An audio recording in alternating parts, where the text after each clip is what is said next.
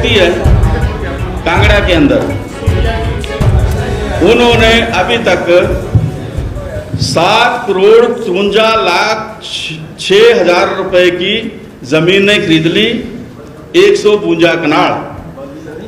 और ये लिस्ट है, अब ये बड़ी भारी लिस्ट है, अगर मैं पढ़ने लगूंगा कोई नेक राम, आप यहाँ रख दो, टेबल पर रख दो।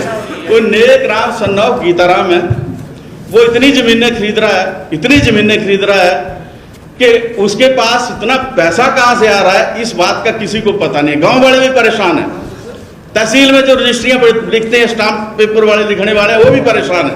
जांच होनी चाहिए कौन व्यक्ति है उनके पीछे। एक गरीब व्यक्ति इतना पैसा नहीं ला सकता, एक गरीब व्यक्ति इतनी जमीन नहीं खरीद सकता। इसके पीछे भी कोई बड़ा नेता है जो जमीनें खरीद रहा है और पैसा लगा रहा है, इस बात की जांच होनी चाहिए। और इससे भी बड़ी रोचक बात एक और है, एक व्यक्ति जल के मर गया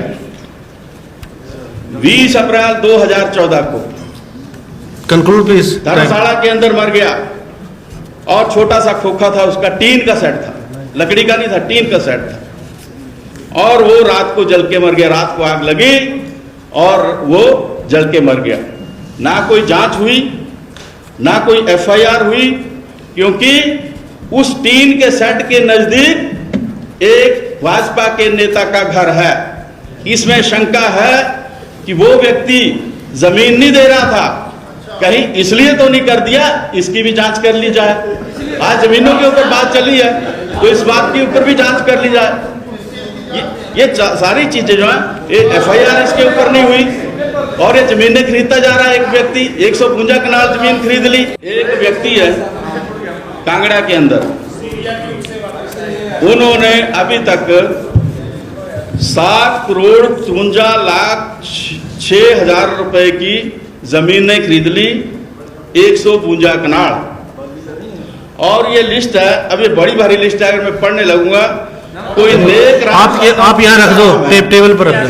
कोई नेक राम सन्नाव गीताराम है, वो इतनी जमीनें खरीद रहा है, इतनी जमीनें खरीद रहा है कि उसके पास इतना पैसा कहां से आ रहा है, इस बात का किसी को पता नहीं। गांव वाले भी परेशान हैं, तहसील में जो रजिस्ट्रियां लिखते हैं, स्टाम्प पेपर वाले लिखने वाले, वो भी परेशान है। जांच होनी चाहिए कौन व्यक्ति है उनके पीछे। एक गरीब व्यक्ति इतना पैसा नहीं ला सकता, एक गरीब व्यक्ति इतनी जमीन नहीं खरीद सकता। इसके पीछे भी कोई बड़ा नेता है जो जमीनें खरीद रहा है और पैसा लगा रहा है, इस बात की जांच होनी चाहिए। और इससे भी बड़ी रोचक बात एक और है, एक व्यक्ति जल के मर गया 20 अप्रैल 2014 को, कंक्लूड प्लीज। धर्मशाला के अंदर मर गया और छोटा सा खोखा था, उसका टीन का सेट था, लकड़ी का नहीं था, टीन का सेट था। और वो रात को जल के मर गया, रात को आग लगी और वो जल के मर गया। ना कोई जांच हुई, ना कोई एफआईआर हुई, क्योंकि उस टीन के सेट के नजदीक एक भाजपा के नेता का घर है।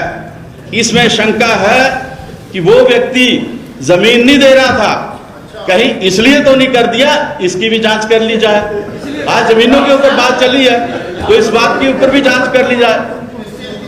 ये सारी चीजें जो है, ये एफआईआर इसके ऊपर नहीं हुई और ये जमीनें खरीदता जा रहा है। एक व्यक्ति 152 कनाल जमीन। बिलासपुर में कोई गरीब आदमी, वो जिसको 10 कनाल जगह दी, लैंडलेस हो गया और उसके बाद वो 7 लाख की जगह 6 करोड़ में बिकी। ये सब चीज़ें परेशान करने वाली हैं। और जो बातें सुरेश कुमार जी ने कही हैं, क्योंकि सरकार ने एचआरटीसी की जगह खरीदी, जो कि जिसकी उस समय की कंसीडर वैल्यू को लेकर कंसिडरेशन थी, उसकी वैल्यू से ज़्यादा उसने स्टैंप ड्यूटी दी थी। जब इस प्रकार के आरोप लगते हैं तो इस प्रकार के आरोप भी कई बार छानबीन करने योग्य होते हैं। मैं किसी पर टीका टिप्पणी नहीं करना चाहता।